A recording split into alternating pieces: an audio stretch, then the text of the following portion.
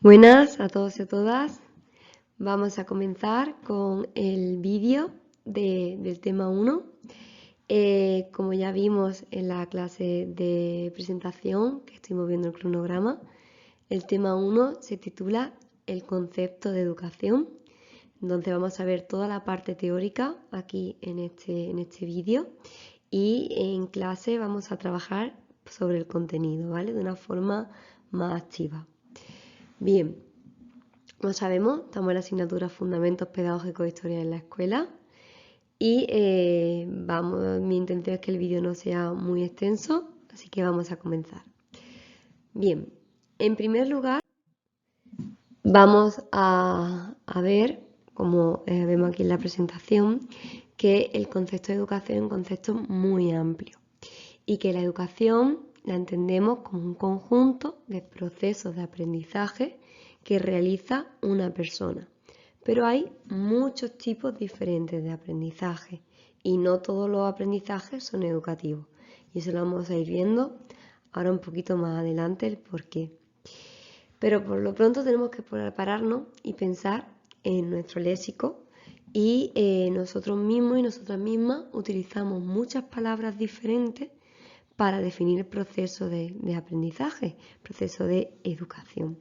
Por ejemplo, utilizamos educación, enseñanza, aprendizaje, formación, instrucción, entrenamiento, adoctrinamiento, adiestramiento, manipulación, aleccionamiento. Utilizamos muchas palabras diferentes, pero ¿son todas sinónimos?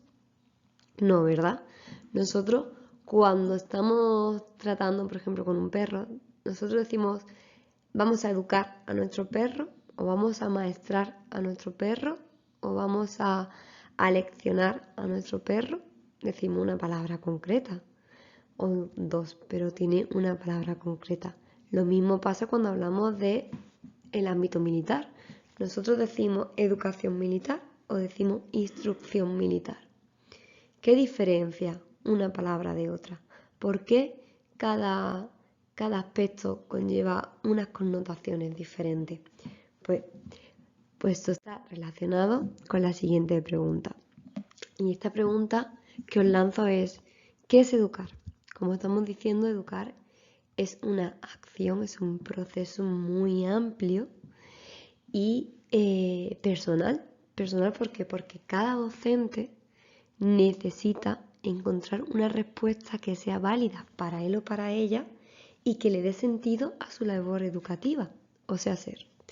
Mi intención con este tema y con la práctica que haremos en clase es que cada uno de nosotros y nosotras nos paremos y reflexionemos sobre qué es para nosotros educar.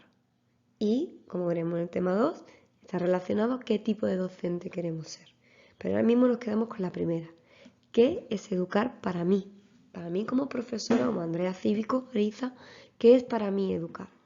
Pues para mí educar puede ser muchos aspectos diferentes en diferentes esferas, pero sí, para mí una premisa esencial, y para todas las personas debe ser una premisa esencial, es enseñar a pensar a nuestro alumnado. Es decir, los profesores y las profesoras no somos únicamente transmisores de conocimiento, porque ya sabemos que en la sociedad global informatizada que vivimos, ultraconectada, vamos a Internet y encontramos toda la información en Internet, amplia, con un montón de detalles. Eso sí, es necesario saber buscarla. Información fiable, como estuvimos viendo también y hablamos en la clase pasada. Pero lo que es muy importante es que nosotros seamos capaces de que nuestro alumnado piense, de que nuestro alumnado reflexione. Y aquí esto lo relacionamos sobre todo con la parte de la parte de para todas las personas significa lo mismo tener una buena educación o estar bien educado. Por ejemplo, para mí, quizá que mi niño o mi niña esté bien educada o bien educado significa que yo le diga, siéntate ahí y no hables, porque están hablando los mayores. Y mi niña y mi niño, pues se sienten y hagan y lo que yo les diga, que me obedezcan. Y después que vamos al supermercado le diga, aquí quieto, aquí a mi lado y no os mováis. Y pues entonces para mí eso es que mi niño o mi niña está bien educado. Pero quizás cuando ellos lleguen a un contexto en el ámbito escolar donde no voy a estar yo para decirles cómo tienen que comportarse, quizás ellos se encuentren con una situación problemática o una situación cualquiera y tengan que coger y solventarla. Y cuando la hayan solventado, digan, ¿cómo me enfrento yo a esto para poder tener la solución que yo quiera?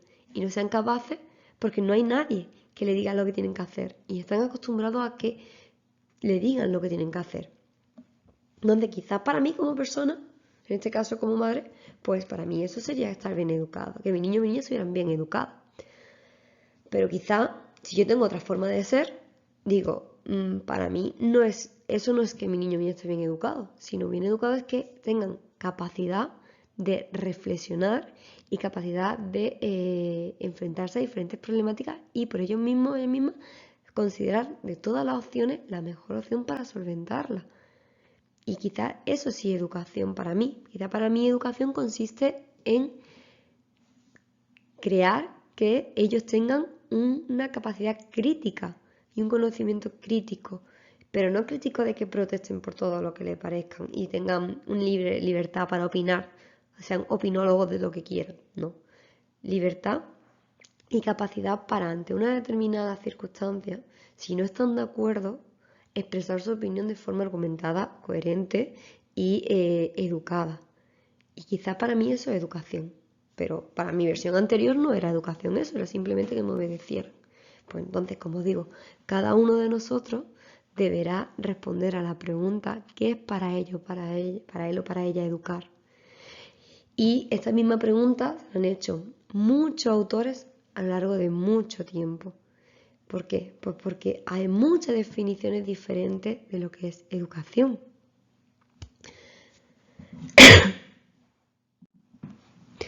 Nosotros, para responder a la pregunta de qué es educación y qué es educar, vamos a basarnos, para intentar un poquito pues vislumbrarla, vamos a basarnos en los criterios que José Manuel Esteves propuso para definir la educación. Son los criterios educativos.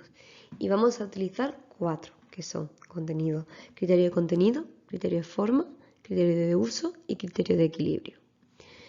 Bien, estos criterios nos van a permitir establecer las diferencias entre las distintas acepciones que se vinculan a un proceso educativo o no. Es decir, ¿qué hace de una enseñanza sea educativo o no sea educativo? ¿Vale? Entonces, el criterio de contenido, para explicarlo, vamos a utilizar un ejemplo, ¿vale? Poneros que estamos el próximo día en clase y que yo os digo, vamos a aprender a cómo se atraca una tienda, por ejemplo. Yo digo, venga, os voy a explicar y quiero que esta clase salgáis sabiendo cómo atracar o cómo robar una tienda. Entonces yo empiezo a daros muchos consejos para robar una tienda, por ejemplo, que primero sepáis dónde está situada esa tienda, porque tengáis en cuenta que después tendréis que huir, entonces saber pues por qué calle tenéis que tirar, por qué calle no tenéis que tirar, si una calle tiene salida o si no tiene salida. Después también os diré que antes de entrar a robarla, que por lo menos vayáis unas poquitas de veces y paguéis con diferentes cantidades de dinero. Por ejemplo, vayáis y poniendo que una tienda quizá de ropa, pues vayáis y compráis a lo mejor una camisa y pagáis vale 20 euros la camisa, por un ejemplo, y pagáis con un billete de 50 para ver ahí donde tiene el cambio y todos los billetes guardados, porque puede que tenga diferentes cajas. Y de esas cajas os dé la que consideran que es como la que tiene menos dinero. Entonces que sepáis perfectamente dónde está el dinero. Después también que cuando vayáis a atracarlo, pues os llevéis una arma blanca, es decir, una navaja en vez de una pistola. Pues porque la navaja es más fácil de conseguir, porque es más fácil después deshacerse de ella, porque no tiene el número de registro, no tiene, no tiene más dificultad para coger la huella, etcétera, ¿no? Entonces, os digo todo esto. Y también os digo que, pues, ya que vais a comprar, pues entréis, sonriáis y cuando estéis atracando, pues estéis sonriendo porque así la persona se va a bloquear menos. Y entonces menos posibilidad de que grite o algo así, ¿vale? Entonces os doy todos estos consejos. Y ahora yo os pregunto, ¿habéis aprendido algo? Pues posiblemente, casi seguro me diréis, sí, Andrea, claro que hemos aprendido. Y yo ahora os pregunto, os lo he explicado bien, ¿verdad? Me diréis, pues sí, pues me lo ha explicado bien, me lo he entendido bien. Y yo ahora sí os pregunto, ¿es educativo esto que os estoy explicando? ¿Qué me vais a responder? Pues casi con total seguridad me diréis que no es educativo, porque no está bien enseñar al alumno a robar, salvo que vivamos en un contexto donde la familia, donde tengo mi familia, sea una familia donde esto está instaurado y entonces yo lo entienda como un aprendizaje no positivo, sino necesario. Pero a rasgos generales me diréis que no. ¿Por qué? Pues porque por mi parte ha habido una enseñanza y por vuestra parte también ha habido un aprendizaje. Pero entonces, ¿por qué no es educativo? Pues porque, como dice Esteve, y es lo que denomina el criterio de contenido, como vemos aquí en la presentación, los contenidos educativos que aprendemos no pueden ir en contra de nuestros valores morales. Por ejemplo, como pongo aquí, el robo. Porque necesitamos que haya un juicio moral coherente con el contenido. Es decir, yo no puedo enseñar algo y que pretender que esto sea educativo. No es educativo que yo os enseñe algo que va en contra de nuestros valores morales.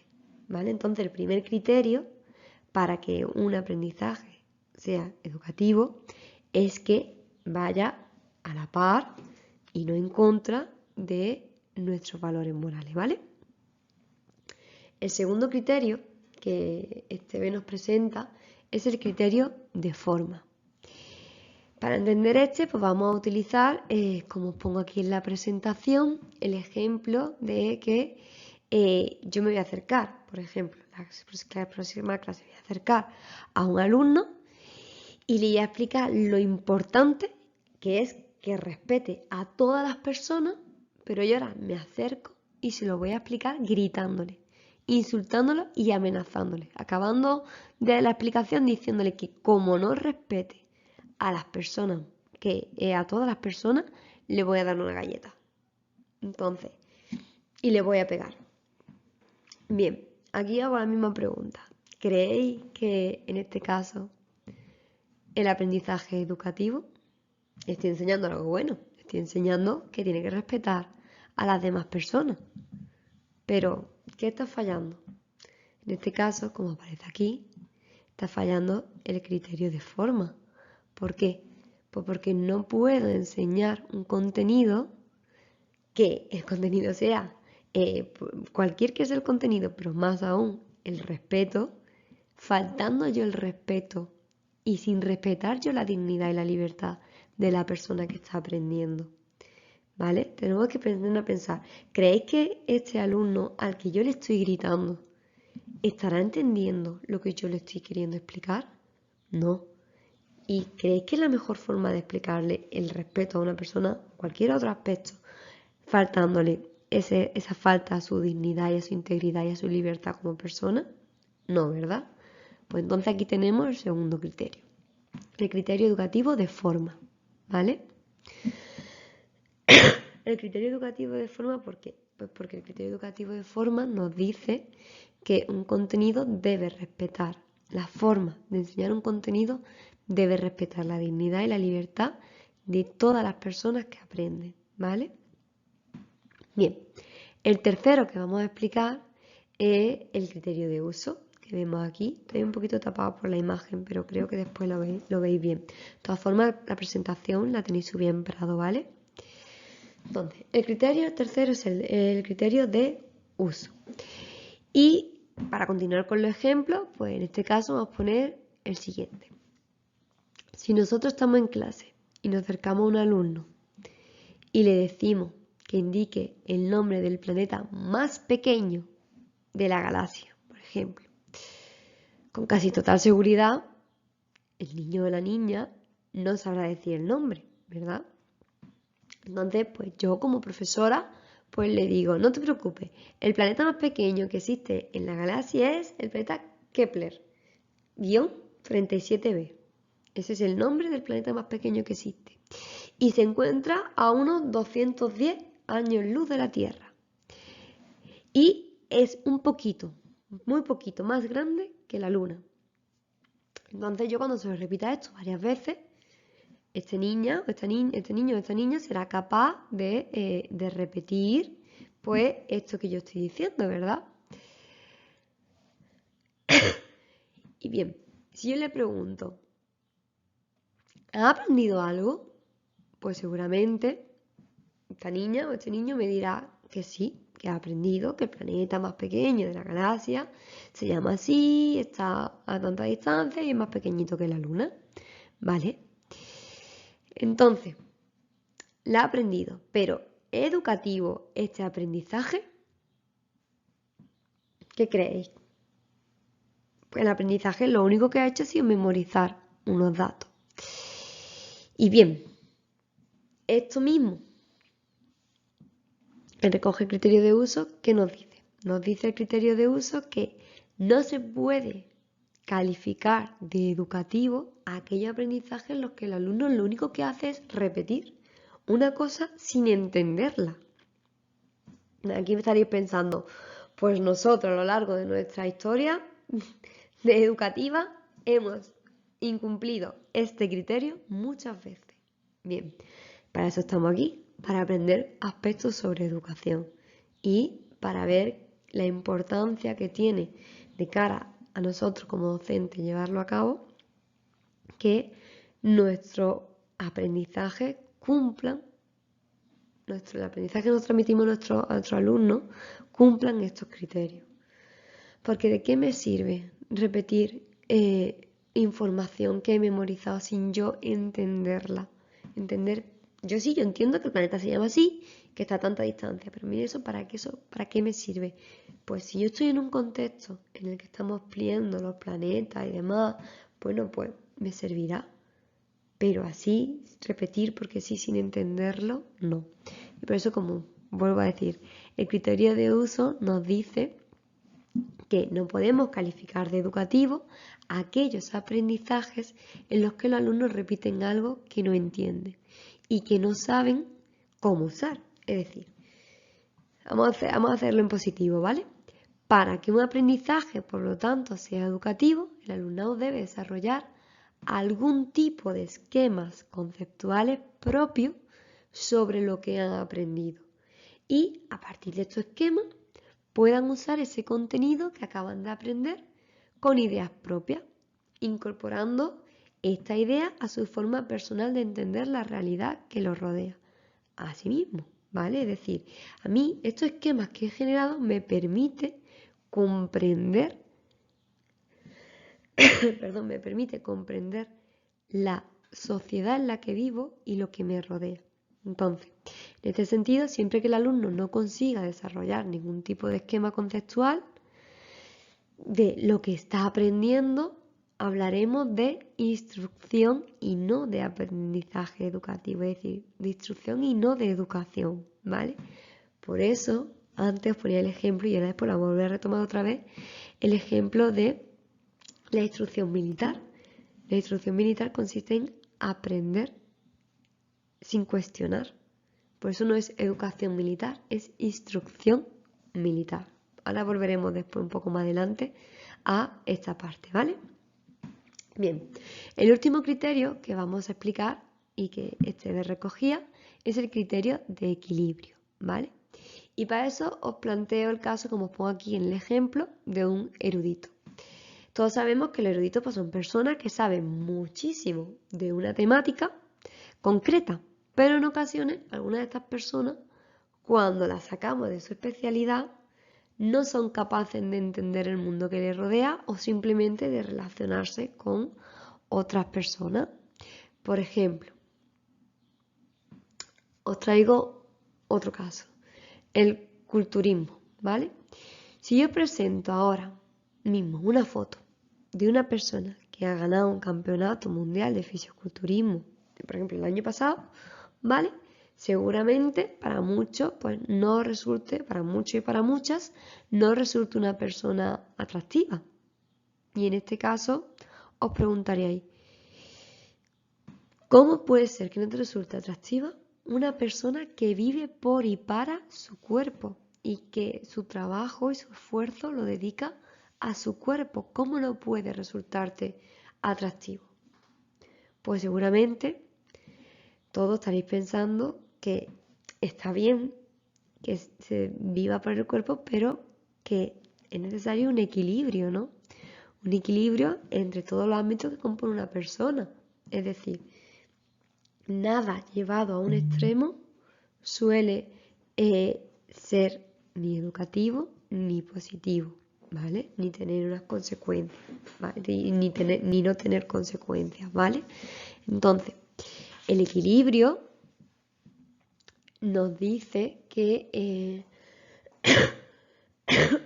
perdón, el equilibrio nos dice que no podemos calificar de educativo aquellos procesos de aprendizaje en lo que el resultado conlleva un desequilibrio en sí. O en otras palabras, el equilibrio es un estándar deseable, es decir, lo que yo quiero, y exige que se mantenga y que haya una búsqueda dinámica entre los dos extremos, el extremo de la ignorancia y el extremo de la frustración, ¿vale? Y la saturación o la especialización aberrante, es decir, no puede haber un defecto, es decir, una minoría, un aspecto muy pequeñito, ni puede haber un exceso. ¿Por qué? No puede haber una cosa ni otra, ¿por qué? Pues porque entonces no estaríamos hablando de equilibrio. Y como os pongo aquí en la presentación, el equilibrio consiste en lograr una formación integral y holística, es decir, que englobe todos los campos, evitando que se produzca un desequilibrio, ¿vale? Bien, para concluir este apartado, pues vamos a decir, por lo tanto, que llamamos educación al conjunto de aprendizaje, al conjunto de procesos de aprendizaje que nos enseñan a vivir, ¿vale? Perdonadme. Bien, el segundo aspecto que vamos a ver es la red nomológica del concepto de educación. ¿Esto qué significa? Que una vez que hemos visto los 4 criterios que nos permiten diferenciar cuándo un aprendizaje es educativo, estaremos pensando, como he dicho, en un montón de ocasiones que en nuestro día a día no se nos han dado aprendizaje educativo. Y puede ser que simplemente haya ocurrido que el profesor esté enseñando y los alumnos estén aprendiendo, u otras veces que no ocurre ni esto, sino que el profesor simplemente está adoctrinando o manipulando o haciendo una instrucción. Pues bien, ¿cómo diferenciamos un aspecto de otro? Aparte de lo que hemos visto, que están los criterios de forma, ¿no? Pues en el vocabulario habitual, como ya hemos dicho al principio, utilizamos muchos nombres para referirnos a los procesos educativos, pero cada uno de estos son diferentes. Como os pongo aquí, tenemos aprendizaje, enseñanza, adoctrinamiento, manipulación, formación, entrenamiento, etc. Bien, pues el aprendizaje es el concepto central que da un sentido a esa unidad de red nomológica que podemos definirlo como una adquisición de conocimiento, es decir, comportamiento o una nueva respuesta. Es decir, yo adquiero una nueva respuesta, adquiero un comportamiento, adquiero unos conocimientos. Y esto es aprendizaje, ¿vale?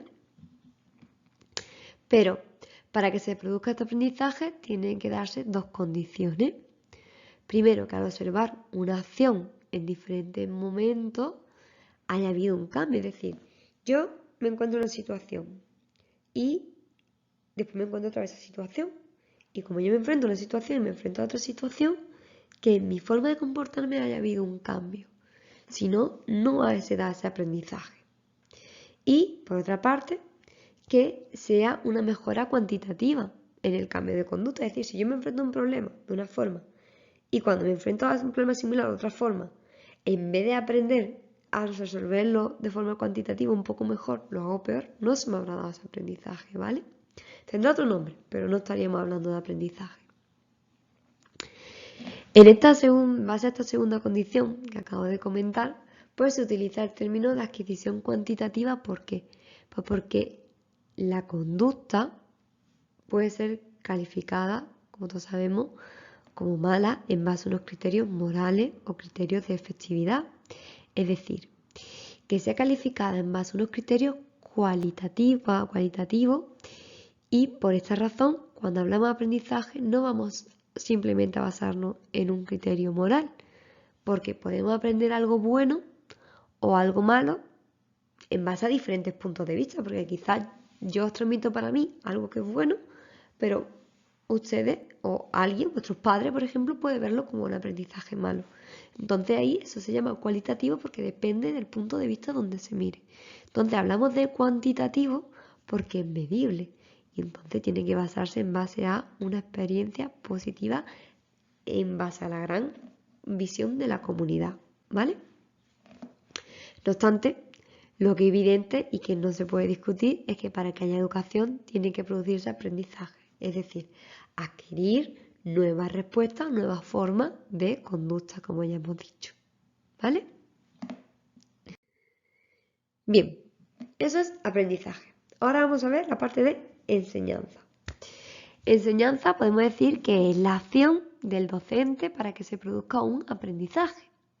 Por lo tanto, el aprendizaje es el resultado esperado de la acción de enseñar.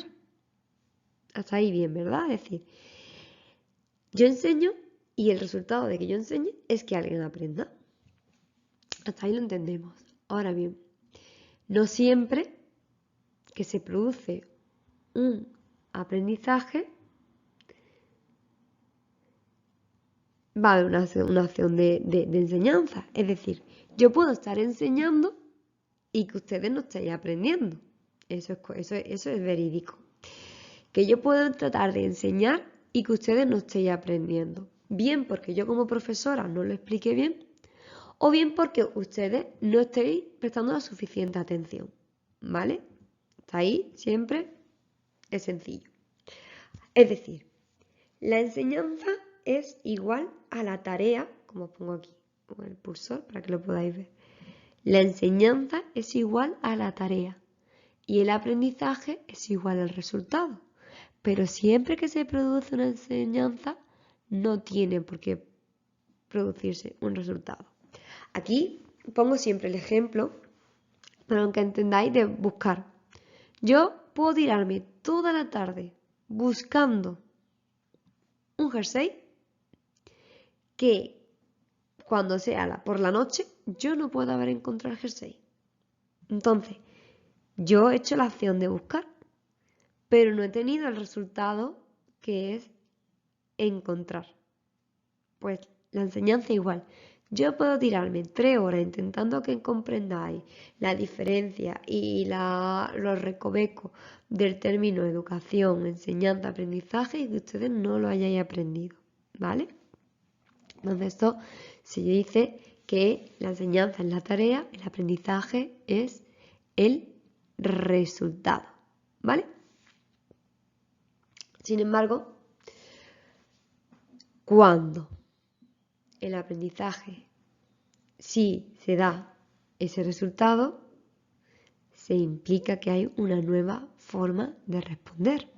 Por lo tanto, el concepto de enseñanza también es un concepto principal de esa red nomológica que estaba en la diapositiva anterior, ¿vale? Porque la enseñanza hace referencia a la actividad que el profesor o la profesora hace y lo hace con muchísima ilusión de que la tarea produzca un resultado que es el aprendizaje en el alumnado. De forma que para concluir esto, utilizando los 4 criterios que hemos visto, habría que estudiar lo que aparece aquí, ¿vale? En la presentación, ¿de acuerdo?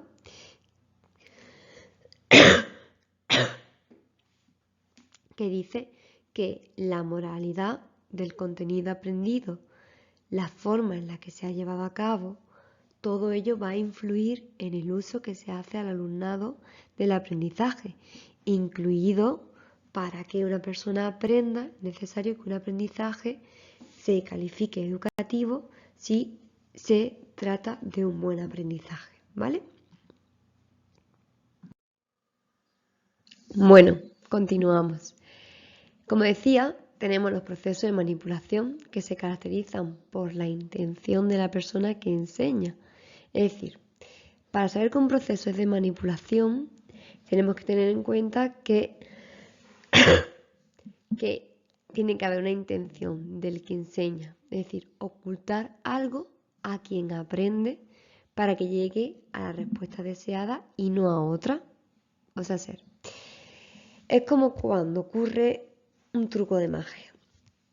El mago es el que decide qué vemos o qué no vemos, es decir, de forma que una parte de la realidad es la que nos muestra y otra parte de la realidad es la que oculta por su habilidad, porque es él quien dirige la escena y quien va a decidir qué es lo que las personas vemos o no vemos.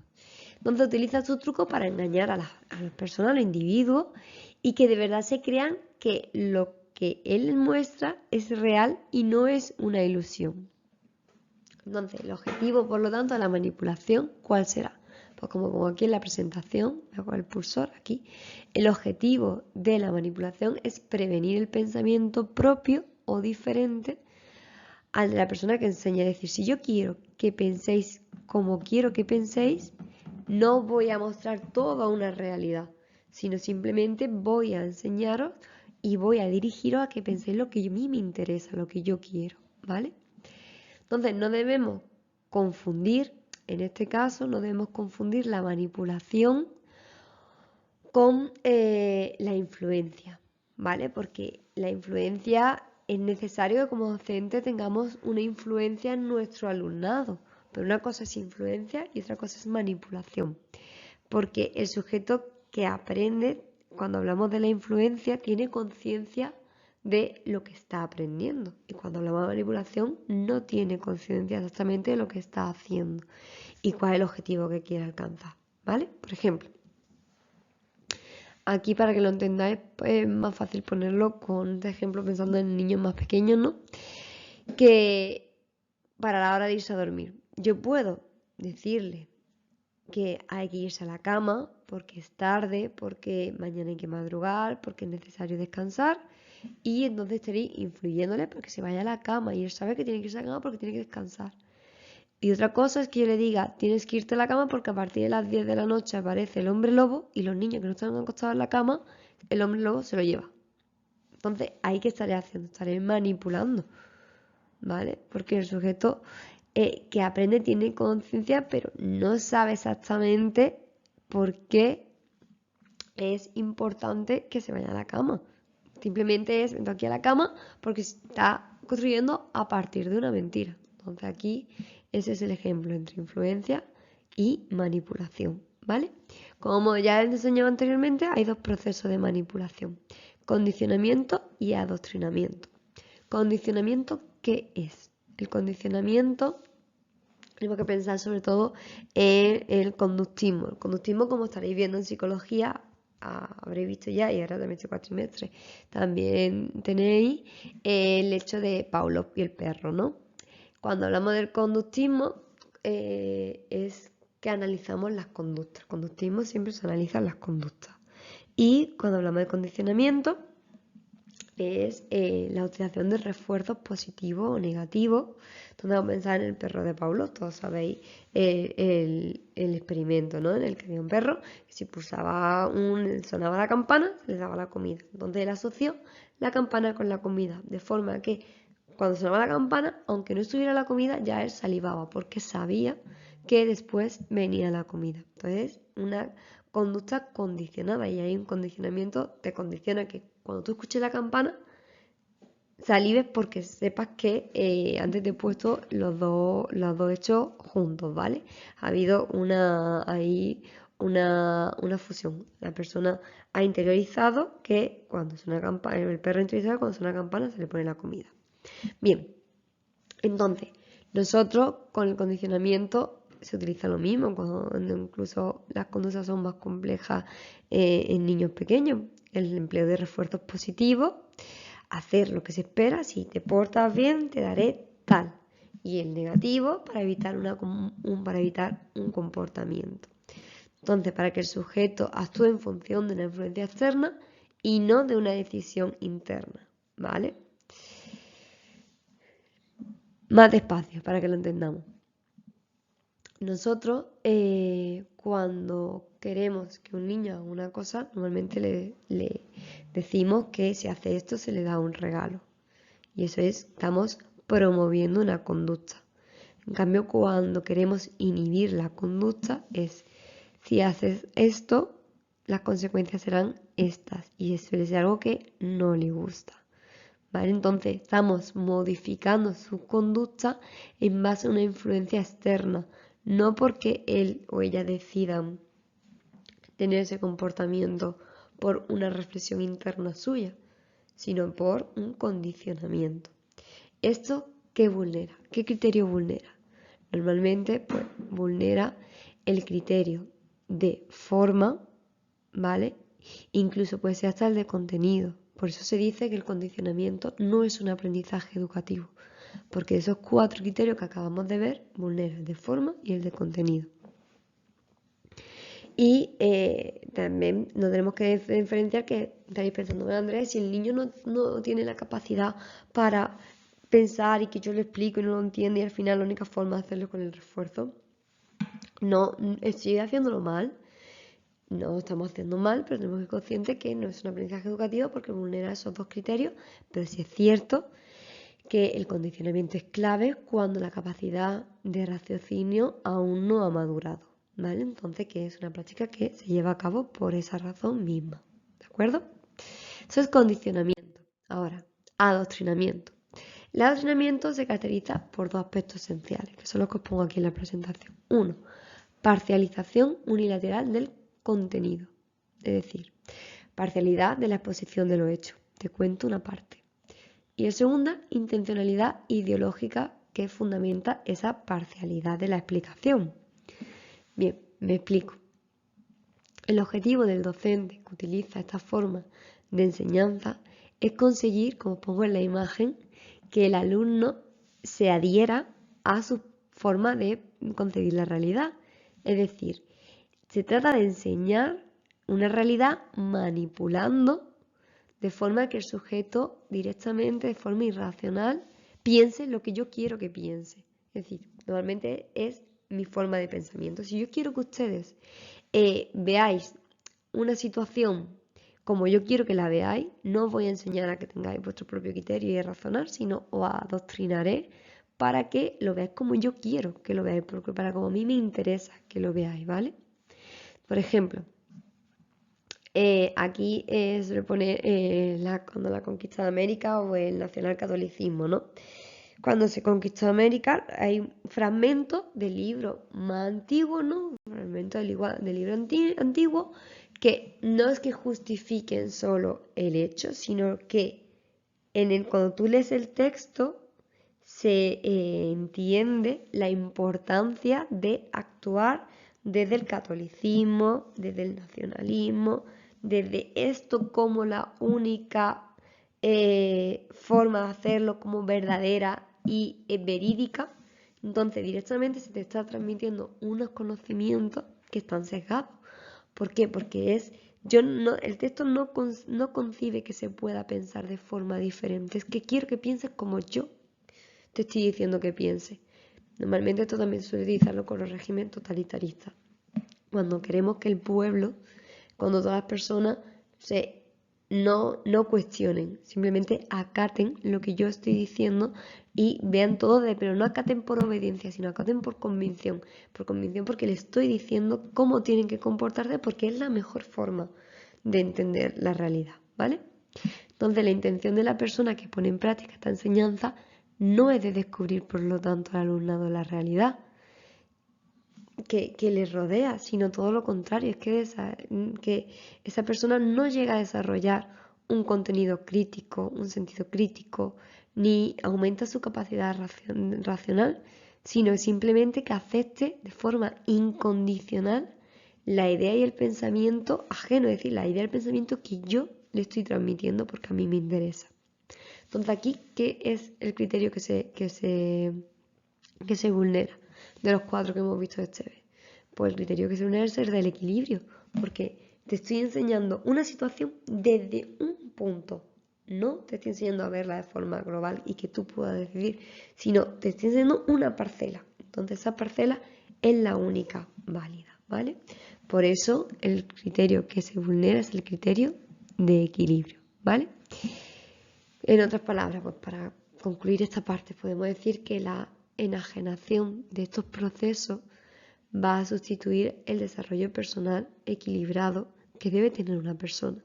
Es decir, la persona debe ser ella misma cuando vaya creciendo la que pueda discernir, la que yo le enseñe a discernir lo que está bien y lo que está mal en base a lo que ella considere, en base a su formación, no simplemente a que tenga que pensar como yo quiero que piense, ¿vale? Bien, el proceso de instrucción. Aquí es clave, la clave de este proceso, pues enseñar a no pensar, o sea, aprender a no pensar. Y aquí, por ejemplo, os cuento lo de la instrucción militar, que es el primero que os traía, ¿no? Cuando Esteve cuenta y este proceso, para explicarlo, cuenta cuando él estuvo en el servicio militar, ¿no? Se murió hace ya unos años y él cuenta su experiencia en el servicio militar. Entonces, cuando formaban la instrucción militar, lo que tenían que hacer eran unas prácticas militares, ¿no? Y dentro de las prácticas pues, había como unos desfiles. Entonces estaban todos los soldados, se ponían a desfilar y había uno que era el de rango más alto, que le decían cómo debían proceder, ¿no? En plan, todos avanzando al frente, al frente, al frente, venga, de frente.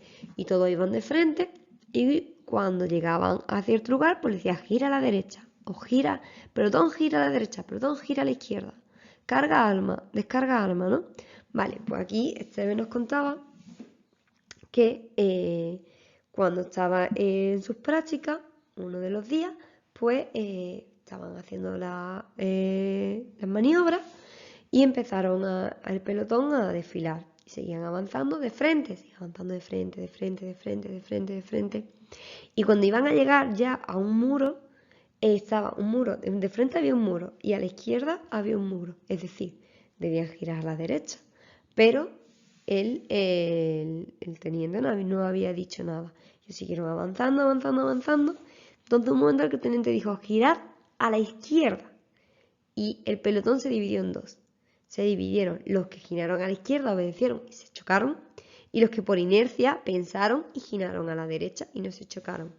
Y a estos que giraron a la derecha, el teniente le regañó y los castigó porque ya le volvió a revolver a decir que no debían pensar, simplemente obedecer. Y si era girar a la izquierda, giraba a la izquierda como habían hecho los compañeros. ¿Y esto por qué? ¿Por qué en los procesos? No, no quiero decir que toda la instrucción militar sea así, simplemente es un ejemplo que nos ayuda a ver por qué los procesos de instrucción no son procesos educativos. Y es porque el resultado, en este caso, fue la reprimenda que se llevaron, porque la reprimenda del discurso era no pensar, no podían pensar, únicamente tenían que acatar, obedecer sin cuestionar, ¿vale? Entonces, el automatismo que os pongo aquí es actuar de forma automática sin pensar en nada más. Los procesos de instrucción conllevan eso, conlleva el actuar sin pensar, actuar de forma automática como te han enseñado. ¿Y por qué entonces el proceso de instrucción vulnera el criterio de uso? Ya que no se crean esquemas, tú no permites crear tus propios esquemas conceptuales sobre lo que tú has aprendido inicialmente, sino que en ocasiones suele ser la base para un proceso educativo en el futuro, ¿vale? Por ejemplo, nosotros podemos pensar y en ocasiones hemos aprendido a base de instrucción tareas educativas. Por ejemplo, yo estoy recordando ahora mismo la tabla periódica y las valencias de los elementos. Yo me puse y me tenía que aprender toda la tabla periódica y todas las valencias de los elementos me lo tenía que aprender, memorizar y ya está. Y en ese momento no entendía por qué era importante memorizarlo. Después, cuando empecé a formular, a hacer formulaciones, ya entendí que era importante que yo todo eso tuviera memorizado para poder aplicarlo. Pero en su momento no lo entendí.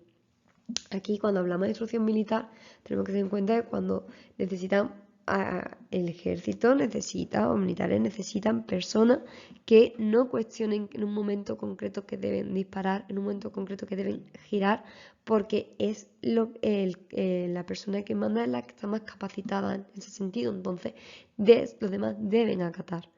Entonces, hay veces que los procesos de instrucción sientan las bases para después un proceso de aprendizaje educativo, pero de por sí no es educativo porque porque vulnera, no contempla el criterio de uso, ¿vale?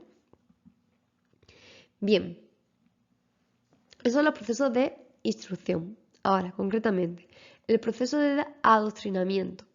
Se aprende una destreza para realizar una tarea concreta y precisa de una práctica repetida para que esa tarea no la podamos entender. Por ejemplo, el hecho de conducir. ¿Conducir por qué? Porque necesitamos coordinar pensamiento y músculo de forma automática. Y esto se consigue tras muchas repeticiones. Entonces, todas las acciones que requieren una destreza, es decir, una habilidad que coordine pensamiento y acción, de movimentación de los músculos, ¿vale? Tiende a tener después una respuesta automática mediante un ensayo previo de determinados movimientos. Nosotros cuando vamos conduciendo, la primera vez que vamos con el volante y que empezamos a meter las marchas, tenemos que ser conscientes de que ahora tengo que meter primera, ahora tengo que meter segunda, tengo que pisar el embrague y después tengo que pisar el freno. Cuando ya llevamos unos años conduciendo, ya no lo pensamos, ya lo hacemos de forma automática. ¿Por qué? Porque estamos ya adiestrados. Entonces, los dos aspectos esenciales que os pongo aquí en la presentación del adiestramiento es que no se aprende por mera exposición, sino que necesita imitación. Es decir, yo no puedo enseñar a nadie a conducir explicándole. Yo le explico primero lo que tiene que hacer, pero no puedo pretender que yo explicándole le deje el coche a una persona y esa persona sola se la apañe. No, necesita imitar, necesita verme primero y después yo al lado enseñarlo y así repetirlo, que es el segundo aspecto. Requiere repetición de las acciones hasta automatizar, es decir, hasta interiorizar y de forma automática repetirla. ¿De acuerdo? Bien, pues para acabar este punto, aquí vamos a ver el apartado de entrenamiento, que es la otra opción, ¿vale? El apartado de entrenamiento, ese entrenamiento, pues es también otro proceso de instrucción, pero más ligado al deporte, ¿vale? ¿Por qué? Porque se añade el adiestramiento al componente de esfuerzo físico y más orientado, como digo, al deporte. Por ejemplo, aquí os pongo el ejemplo de la mecánica de tiro. Nosotros tenemos que saber primero cómo coger la pelota, cómo coger las manos, después cómo avanzar para poder realizar el tiro. Entonces, el objetivo de todo entrenamiento es coordinar automáticamente el pensamiento y la acción de desarrollar habilidades y destrezas que solo se aprenden por imitación y repetición, ¿vale? Y el entrenamiento dista del ejemplo que hemos visto anterior, ¿por qué? Pues porque lleva un componente extra que es la perseverancia. Mientras más repitamos, mientras más entrenemos, más ensayemos, más entrenemos, más posibilidades de que mejor nos salga, ¿vale?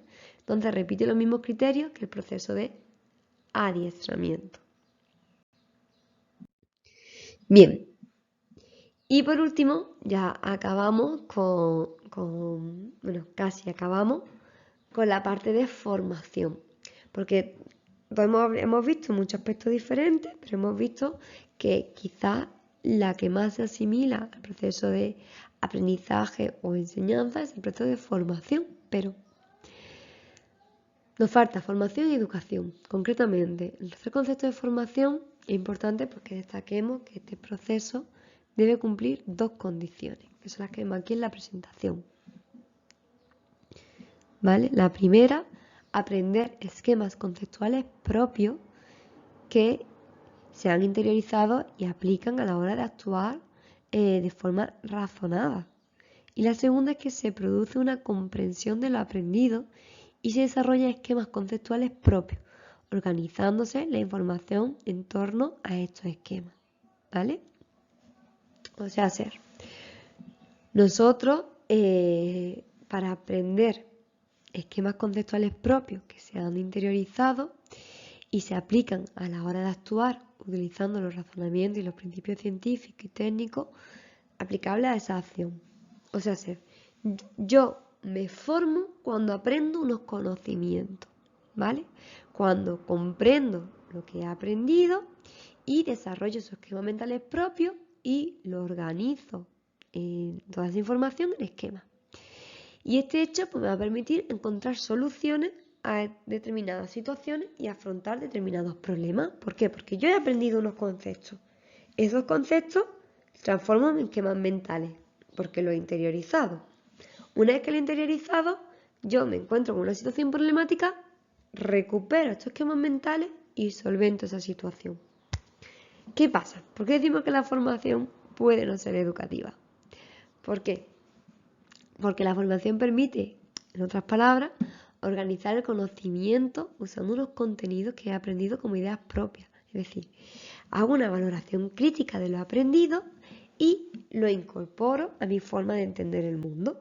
¿Qué pasa? Que ahí no hay ningún componente moral, porque yo puede ser que haya aprendido de ciberseguridad y sea una máquina en procesos de ciberseguridad y de cortafuego, tengo mucha idea de cortafuego, y yo ahora eso lo utilizo para robar un banco o para robar unas claves de un sistema electrónico de Google y copiar unos datos que a mí me interesan. ¿Qué ocurre? Que yo he tenido una formación, claro, porque yo he aprendido ciberseguridad. He interiorizado esos conceptos. He creado mi propio esquema y ahora lo voy a utilizar para solventar una problemática, que mi problemática es cómo robo esa información. Entonces, ¿cuál es el criterio que fallaría en la formación?